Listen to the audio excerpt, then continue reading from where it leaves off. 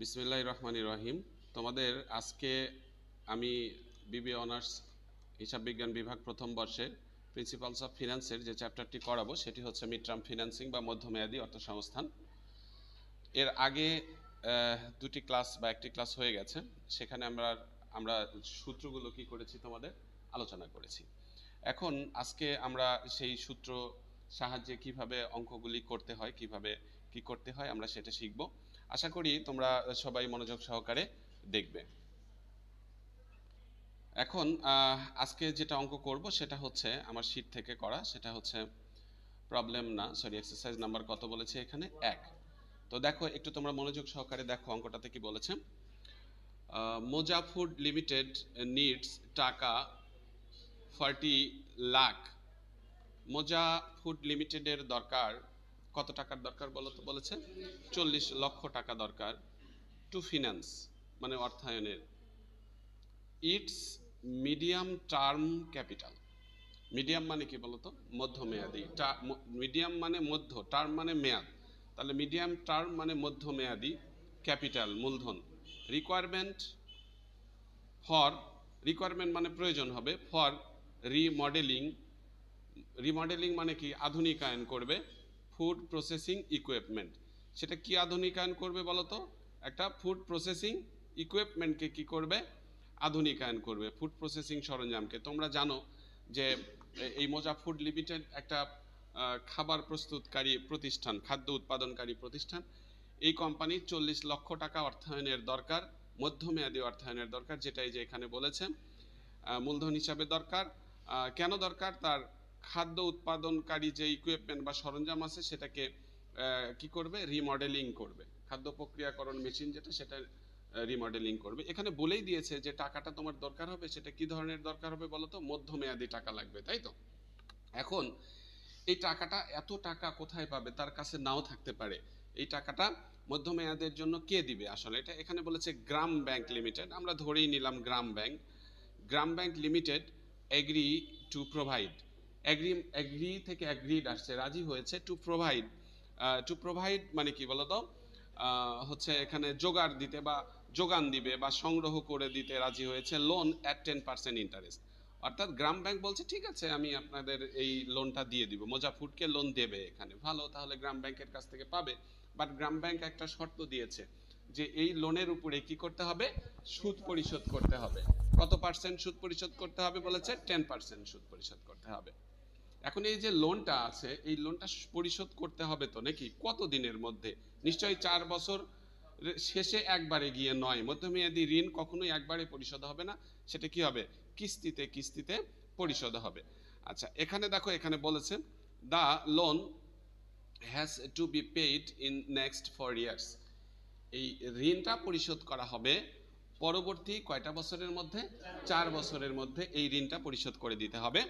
আচ্ছা এখন যেটা বলেছেন, you are required to, you are required তোমাকে করতে হবে, টু শো বা তোমাকে, you are required to show তোমাকে দেখাতে হবে, the amortisation schedule under.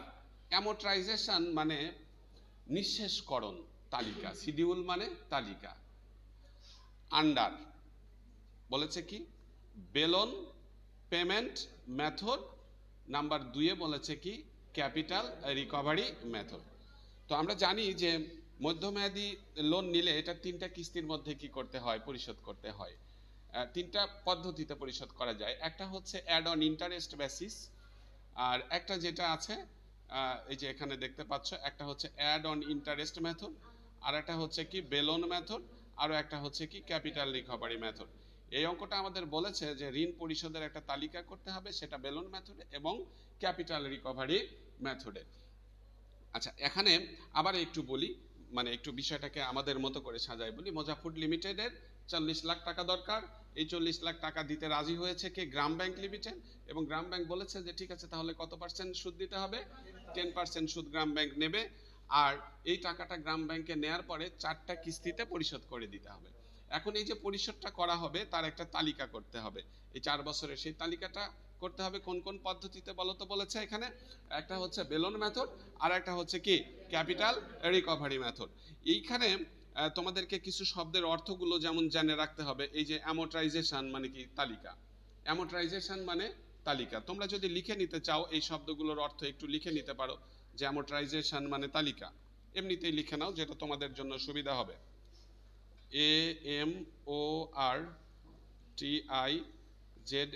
AMORTIZATION। এখানে শুধু অ্যামোর্টাইজেশন না, এখানে এরকমও থাকতে পারে রিপেমেন্ট। হ্যাঁ, রিপেমেন্ট। আচ্ছা, এটা এই অ্যামোর্টাইজেশন মানে কি বলতো, বা রিপেমেন্ট মানে কি বলতো? এই না, তালিকা না। অ্যামোর্টাইজেশন মানে হচ্ছে নিঃশেষকরণ। হ্যাঁ, অ্যামোর্টাইজেশন মানে নিঃশেষকরণ। বানানটা মনে হয় একটু ভুল হয়েছে, তাই না? নিঃশেষ এরকম কি জানি না। হ্যাঁ, যাই হোক, বা এখানে একটা হবে নিঃশেষকরণ। আর এই রিপেমেন্ট, পেমেন্ট মানে পরিশোধ করা, রিপেমেন্ট মানে পুনঃ পরিশোধকরণ। তুমি লোন নিয়েছো, সেটা পরিশোধ করবে না, পুনঃ পরিশোধকরণ। বানান একটু ভুল হলে ক্ষমা সুন্দর দৃষ্টিতে দেখবা। পরিশোধকরণ। আর এই শিডিউল মানে কি বলতো? তালিকা। SCHEDULE, শিডিউল মানে তালিকা। তাহলে আমরা যে এখানে লোনটা পরিশোধ করার কাজ করব, সেটা কয়টা পদ্ধতিতে, সরি, দুটা পদ্ধতিতে করতে বলেছে। আর এখানে এই যে শিডিউল যেটা আছে বা অ্যামোর্টাইজেশন, এটাও থাকতে পারে পরীক্ষাতে, এটাও থাকতে পারে বা প্রশ্নপত্রে তোমার। তাহলে আমরা এখন এই যে বেলুন মেথডে সর্বপ্রথমে কাজ করব। এই যে বেলুন মেথড বা বেলুন পেমেন্ট মেথডে আমরা একটু দেখে আসি যে বেলুন পেমেন্ট মেথডে আমাদের কিভাবে কি করতে হয়। এই তালিকার কাজগুলো করতে হয়, দুটো স্টেপ আছে, সেই স্টেপ অনুযায়ী আমরা কাজ করব। দেখো এখানে এই যে বেলুন পদ্ধতি এখানে বলেছে, তো বেলুন পদ্ধতি বলেছে না এখানে, এই যে বেলুন মেথড। তো বেলুন মেথডের ক্ষেত্রে দেখো এই যে এখানে বেলুন মেথড বলেছে। তো বেলুন মেথডের ক্ষেত্রে প্রথম ধাপটা হচ্ছে, এখানে বলা আছে নিম্নলিখিত সূত্রের সাহায্যে প্রতি কিস্তিতে প্রতি বছর ঋণের আসল টাকার পরিমাণ কি করে নিতে হবে বলো তো? বের করে নিতে হবে, তাই তো বলেছে নাকি? আচ্ছা, সেই ক্ষেত্রে প্রথমে সূত্রটা কি হবে বলো তো? এখানে বলেছে principal amount of per instalment সমান total amount of loan divided by number of instalment. তো ঠিক আছে, আমরা এখন এই সূত্রটাকে এখানে লিখে ফেলি।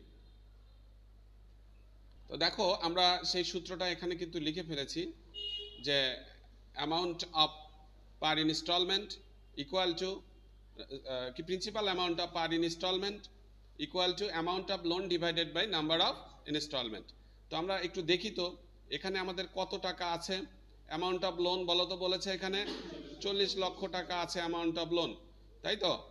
তাহলে এই 40 লক্ষ টাকাকে আমাদের এখানে ইনস্টলমেন্ট বা কিস্তি কয়টা হবে? 4টা কিস্তি হবে না? তাহলে এই 4টা কিস্তি অর্থাৎ 40 লক্ষ টাকাকে আমরা কয় দ্বারা ডিভাইডেড দিব?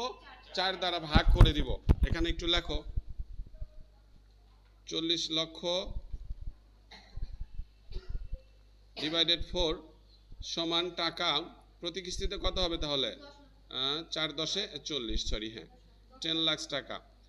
এই টাকা প্রতি কিস্তিতে পরিশোধ করা হবে। এর মধ্যে কিন্তু কোনো কি নাই বলো তো?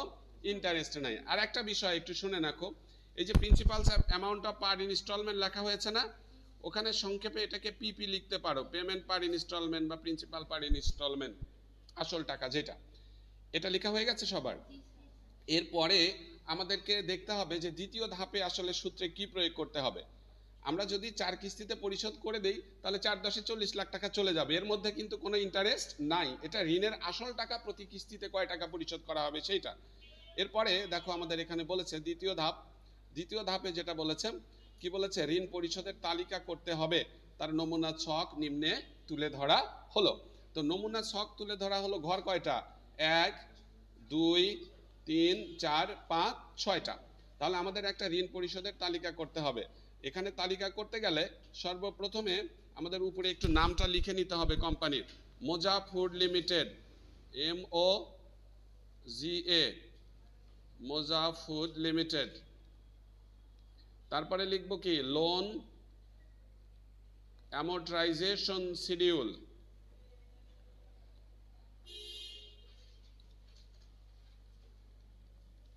লোন অ্যামোর্টাইজেশন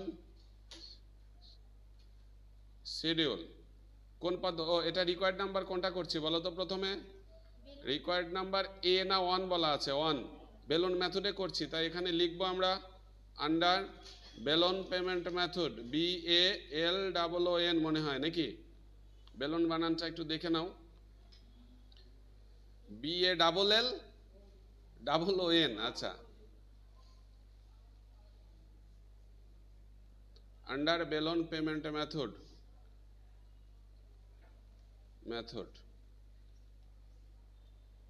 আমরা এটা দিয়ে দিলাম। এবার আমরা কি করব, ওই শকটা করব। তো আমরা যেটা করব, এই প্রথম ঘরটাতে আমরা লিখব হলো ইয়ার। প্রথম ঘরটাতে কি লিখব বলো তো?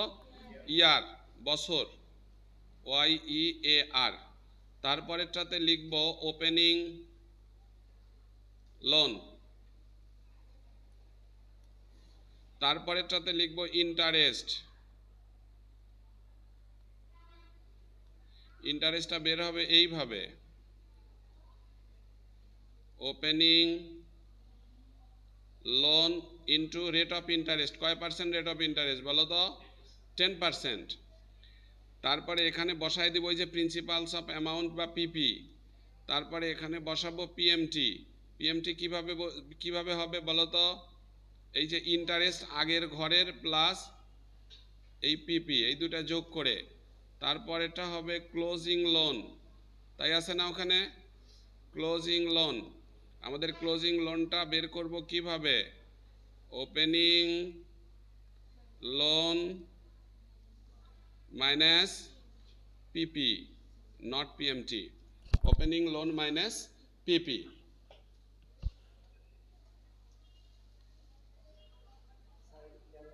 শিওর? বলো, কোনো প্রশ্ন? আমরা এখানে আগে বছরটা লিখে ফেলবো। বছর কত কত আছে দেখো তো। প্রথমে 1, তারপরে দিব 2, তারপরে 3, তারপরে 4। আচ্ছা, আমাদের ওপেনিং লোন কত বলো তো? 40 লক্ষ।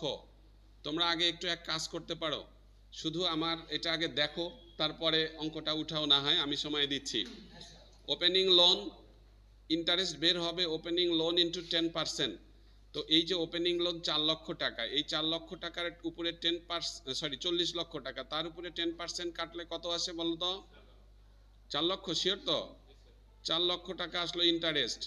আমাদের পিপি কত হবে? এই অঙ্কে দেখো, একটু আগে উপরে আমরা বের করেছি 10 লাখ টাকা না? 10 লাখ টাকা পিপি বের করেছি না? ওই যে principal amount of per instalment 10 lakh টাকা। একটু আগে দেখো না, আমি তো বলছি। তারপরে দেখো, তাহলে এই পিএমটিটা কি হবে বলেছে এখানে? এই ইন্টারেস্ট আর পিপি যোগ হবে, হয়ে এটা হবে কিস্তি, প্রথম কিস্তি। পিপি হলো 14 লক্ষ টাকা, ঠিক আছে তো?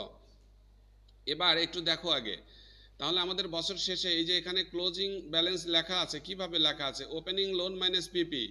তার মানে এই 40 লক্ষ টাকার মধ্য থেকে প্রথম যে 14 লক্ষ টাকা কিস্তি দিচ্ছি, তার মধ্যে 10 লাখ টাকা আসল পরিশোধ হয়ে যাচ্ছে। 40 লক্ষ টাকা থেকে কত টাকা পরিশোধ করব বলো তো?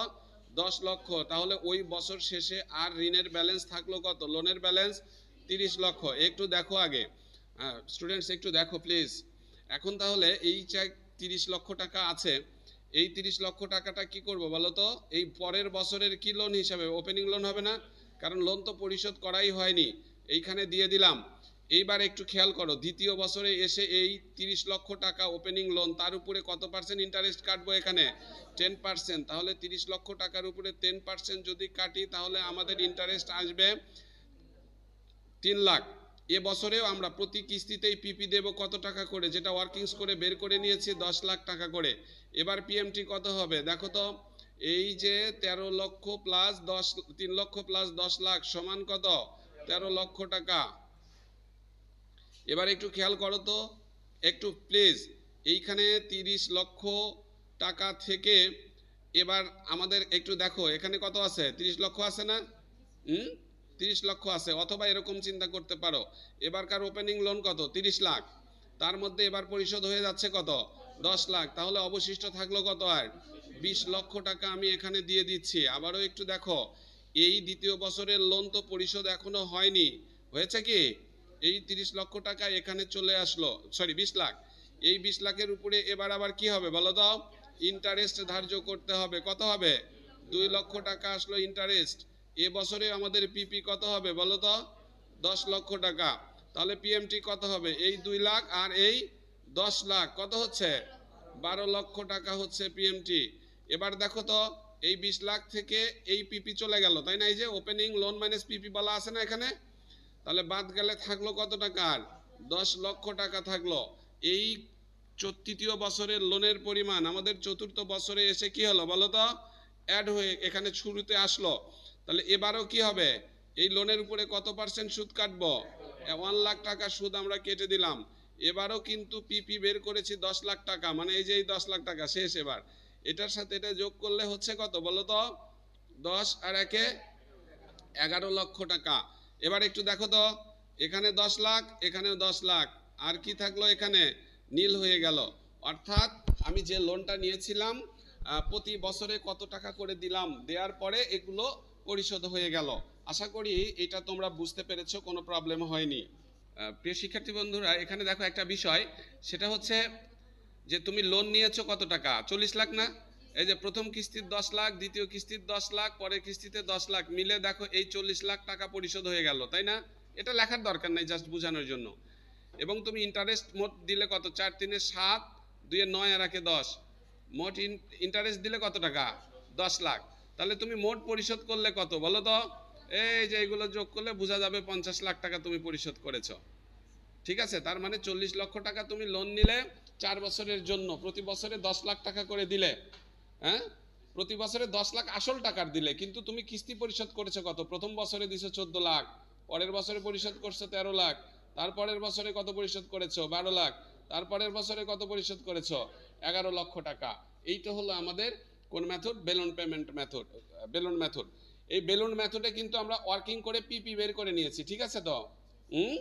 আর এর পরেরটাতে কিন্তু আমরা পিপি বের করব না, আমরা বের করব কোনটা আগে? সূত্রে ফেলে দিয়ে পিএমটি বের করে নিব, ঠিক আছে? আচ্ছা, এবার আমরা একটু দেখি যে এই পরেরটাতে কি বলেছে। দেখো, ক্যাপিটাল রিকভারি মেথড, মানে মূলধন ফেরত পদ্ধতি। আমাদের এই মূলধন ফেরত পদ্ধতিতে কি করতে হবে? আবার আরো একটা শিডিউল করতে হবে।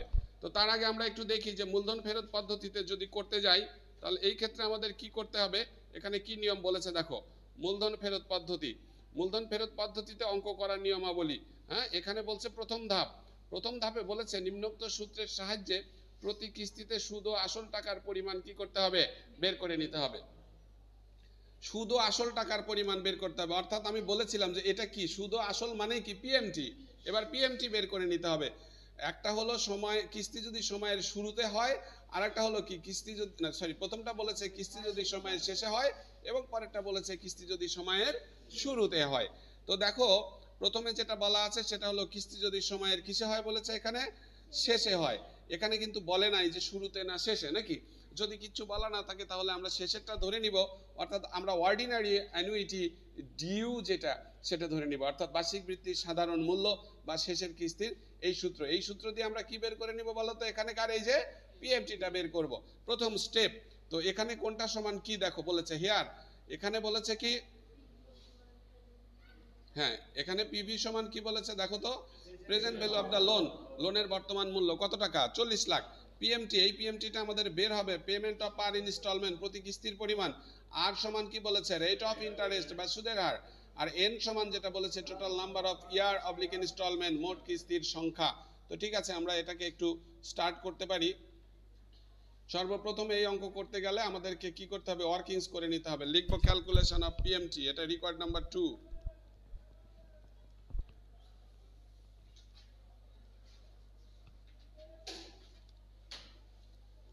ক্যালকুলেশন মানে নির্ণয়, CALCULATION, ক্যালকুলেশন। বানানটা আবারও বলে দিব নাকি? ক্যালকুলেশন অফ পিএমটি, এটা লিখবা, মানে যে পেমেন্ট পার ইনস্টলমেন্ট।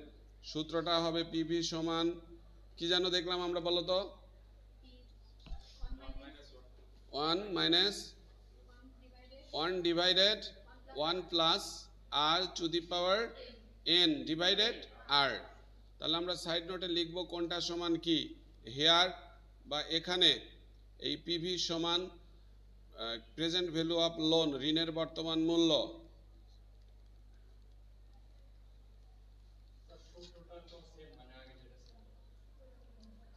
হ্যাঁ, প্রেজেন্ট ভ্যালু অফ লোন সমান টাকা কত বলো তো? প্রেজেন্ট ভ্যালু অফ লোন বলেছি আমরা 40 লক্ষ টাকা, এখানে আমরা দিয়ে দিলাম। ও, পিএমটি না? হ্যাঁ ধন্যবাদ, এখানে পিএমটিটা বাদ গিয়েছিল এবং সূত্রটা এইরকম হবে, তাই না? আচ্ছা, এরপরে এন সমান number of instalment,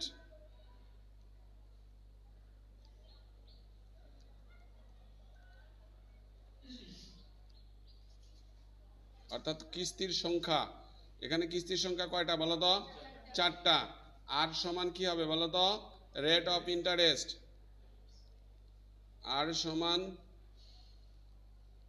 rate of interest, INTEREST।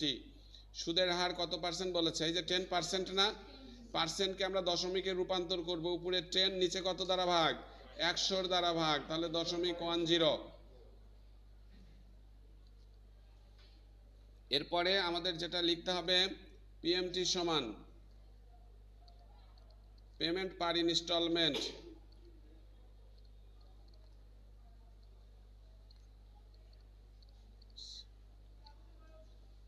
Payment per instalment প্রতি কিস্তিতে পরিশোধের পরিমাণ, এটা কিন্তু আমাদের বের হবে, ঠিক আছে তো?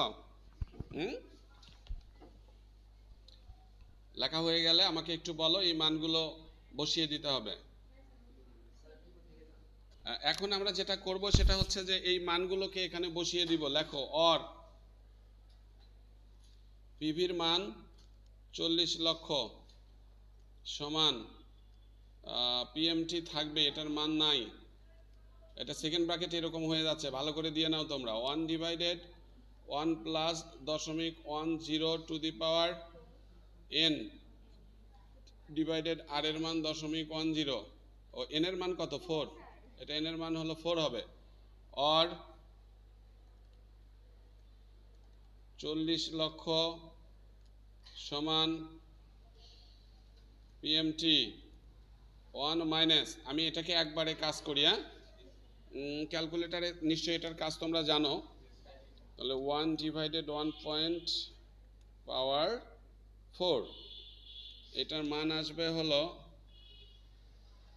0.683 ডিভাইডেড 0.10, অর 40 লক্ষ ইকুয়াল টু পিএমটি। এটার থেকে এটা বিয়োগ দিয়ে একবারে ভাগ দিয়ে দিব, 1 মাইনাস 0.683 ডিভাইডেড 0.10, এটা ইন্টু 3.17 আসলো,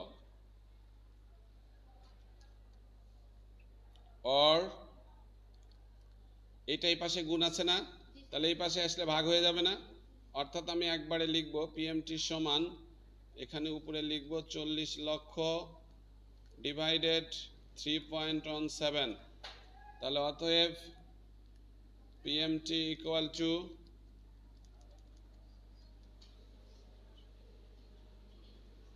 ভাগ 3.17, 12,61,830 টাকা, 12,61,830 টাকা আমরা পিএমটি বের করে ফেললাম। আশা করি এটা বুঝতে পেরেছ। তো আমরা এখন যেটা করব সেটা হলো যে আবার ওই তালিকাটা করব, সেটা লেখো মোজা food limited.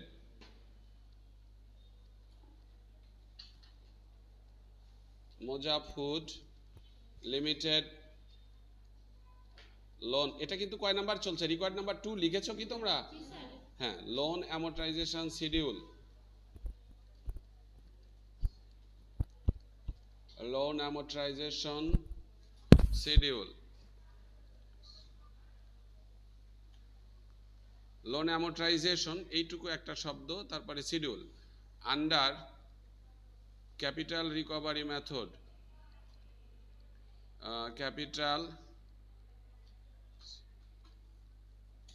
Capital recovery method, অর্থাৎ মূলধন ফেরত পদ্ধতি। এইটার মতো করে আগেরটার মতো করে কয়টা ছক হবে বলো তো? 6টা ছক করে ফেলো। 1 2 3 4 5 6। আচ্ছা, এখানে একটু ঘরের শুধু উল্টাপাল্টা হবে, তাই হবে না? প্রথমটাতে ইয়ারই ছিল আগেরটাতে যা ছিল এখানেও তাই বসবে, ওপেনিং লোন বসবে। এইখানে প্রথমেই বসবে হলো কি পিএমটি, তাই না? তারপরের ঘর হবে ইন্টারেস্ট, কারণ পিএমটিটা তো দেয়াই আছে। ইন্টারেস্ট বের হবে কিভাবে? ওই আগের মতো, ওপেনিং লোন ইন্টু 10%। তারপরে এখানে বের করব পিপি, ওই যে principal amount of per instalment, PP সমান বের হবে এইভাবে পিএমটি মাইনাস ইন্টারেস্ট, অর্থাৎ আগের দুই কলাম বাদ। তারপরে এখানে হবে ক্লোজিং লোন,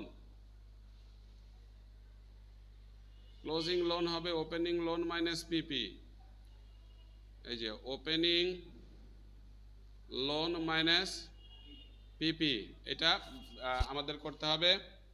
এবং এখানে যে কয়টা ঘর আছে, বছর আছে, সেই কয়টা ঘর করে দিতে হবে।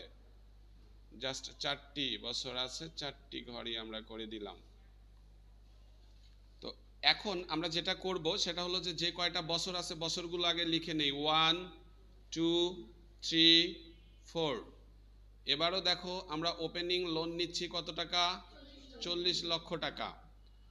আর পিএমটিটা আমাদের কত একটু বলো তো? 12,61,830 টাকা। শোনো, প্রতি বছরে পিএমটি আমরা এই টাকাই দেব, হ্যাঁ, তাই আমরা এটাকে আগে যদি লিখে নেই তাতে অসুবিধা নাই।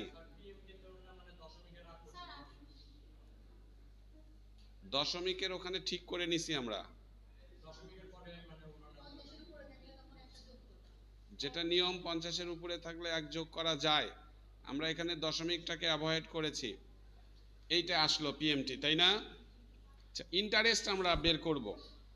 দেখো 4 লক্ষ টাকার উপরে কয় পার্সেন্ট কাটবো বলো তো? হ্যাঁ, 4 লক্ষ না 40 লক্ষ? 40 লক্ষর যদি 10% কাটি তাহলে আমাদের ইন্টারেস্ট আসলো কত? এই 4 লাখ। একটু দেখো, আগে আমি করি, দেখো, তারপরে তোমরা খাতায় উঠাও। এইখানে 12,61,830, এখান থেকে এই 4 লাখ বাদ দিব, তাই না? 12,61,830 থেকে 4 লাখ বাদ দিলে আমার থাকে হলো 8,61,830 টাকা থাকলো। এইবার দেখো, একটু দেখো আগে, closing loan, opening loan minus PP. আমাদের এখানে ওপেনিং লোন কত? 40 লাখ থেকে কত এখানে? 8,61,830 বাদ দিতে হবে। বাদ দিলে আমাদের থাকে এখানে কত টাকা? 31,38,170 টাকা। এই ক্লোজিংটা পরের বছরের ওপেনিং হয়ে যাবে 31,38,170 আসলো। এইবারও ইন্টারেস্ট কাটবো কোন টাকার উপরে বলো তো? এই টাকার উপরেই 10% কাটলে আমার আসে এখানে 3,13,817 টাকা ইন্টারেস্ট। 3,13,817। তাহলে এইবার পিপি কত হবে? পিএমটি থেকে ইন্টারেস্ট বাদ, তার মানে এটার থেকে এটা বাদ, মাইনাস 12,61,800 কত? 30 বাদ দিলে আসবে কত? 9,48,000, 9,48,013 টাকা আসলো যে, তাই তো? তাহলে এইবার আবার ক্লোজিং বের করব কেমনে? ওপেনিং লোন থেকে পিপি বাদ দিব, তার মানে এইটার থেকে এই পিপিটা বাদ দিয়ে দিব, মাইনাস 31,38,170। এটা যদি আমরা বাদ দিয়ে দেই তাহলে আমাদের এখানে থাকবে কত বলো তো? 21,90,157। তাহলে এই ক্লোজিংটা আবার পরের বছরে কি হবে? ওপেনিং হবে না আমাদের? তাহলে 21,90,157 আসলো। পরের বছরে আবার কি করব বলো তো? এই টাকার উপরে ইন্টারেস্ট কাটবো। কত পার্সেন্ট? 10%।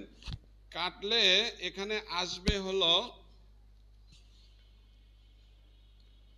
2,19,016 টাকা। 2,19,016 টাকা আসলো। এবার আমরা পিপি বের করব কিভাবে? এটার থেকে এটা বাদ দিব না, মাইনাস 12,61,830 টাকা বাদ দিলে 10 লক্ষ কত 42,814 আসলো। তাহলে এবার বছর শেষে থাকে কত, এটা থেকে এটা বাদ দিব আমরা, 21,90,100 কত 57। এটা আসবে হলো এখানে তোমার 11,47,300 কত 43 টাকা। আশা করি এতটুকু বুঝতে পেরেছো। লাস্ট ইয়ার একটু ফলো করো, এইটা ক্লোজিংটা পরের পিরিয়ডে এসে কি হবে বলো তো, ওপেনিং হবে। সেটা কি কত বলো তো, 11,47,343। একটা কথা বলি প্লিজ, একটা কথা বলি, লাস্ট ইয়ারে এসে আমরা আর করব না, কি বলে যে ইন্টারেস্টটাকে কাটবো না ওইভাবে। আমরা লাস্ট ইয়ারে এসে আর এই ইন্টারেস্ট বের করার সময় এই পদ্ধতিতে পার্সেন্টেজ কাটবো না, না কেটে কি করব, এই 12,41,830 থেকে এটাকে বাদ দিয়ে দিব। এরকম ভাবে বাদ দিলে একটু খেয়াল করো, যেটা আমি নিচে একটু স্টার চিহ্ন দিয়ে লিখে দিচ্ছি এখানে, এই যে 12,41,830 থেকে বাদ দিব 11,47,343। আমরা যদি বাদ দিয়ে দেই তাহলে আমাদের এখানে যেটা আসবে ইন্টারেস্টটা 1,14,487, 1,14,000 কত 487। এই টাকাটাকে এখানে বসাইয়া দিব, 1,14,400 কত বলো তো 87 টাকা আসলো। এখন স্যার এটা কেন করলাম, তাই নাকি? অনেক সময় দেখা যাবে যে এই টাকার উপরে যদি আমরা পার্সেন্টেজ কাটি, ইন্টারেস্ট কাটি, এখানে এমন একটা ফিগার আসছে যে ফিগারে পরে এটার থেকে এটা বাদ দিলে,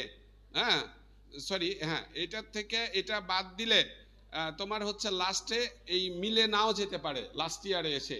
আবারও বলি যে এই ওপেনিং এর উপরে ইন্টারেস্ট কাটলে অনেক সময় কি হবে, এখানে এমন একটা ইন্টারেস্ট আসবে যাতে এটার থেকে এটা বাদ দিলে এই ফিগার এখানে এমন একটা টাকা আসবে, পরে এটার সাথে এটা নাও মিলতে পারে, এখানে নীল নাও আসতে পারে। আর সবচেয়ে বড় কথা, আমরা তো কিস্তি 12,61,830 কমও দিব না, বেশিও দিব না। তাহলে এবার যেটা হবে, এটার থেকে যদি আমরা এটা আবার বাদ দেই, বাদ দিলে পাবো 11,47,343 টাকা। এবার দেখো এটা আর এটা মিলে গেলে এখানে হয়ে গেল নীল। আমি জানি তোমাদের এখানে বুঝতে একটু অসুবিধা হলো, তাই না? তো যাই হোক প্রিয় শিক্ষার্থী বন্ধুরা, আজকে তোমাদের এই অঙ্কের ক্লাসে এই পর্যন্তই ছিল। সবাই ভালো থাকবে। আর যারা কলেজে আসনি, তোমরা অবশ্যই কলেজে আসার চেষ্টা করবে, কলেজে আসলে তোমাদের জন্য অনেক সুবিধা হয়। আল্লাহ হাফেজ।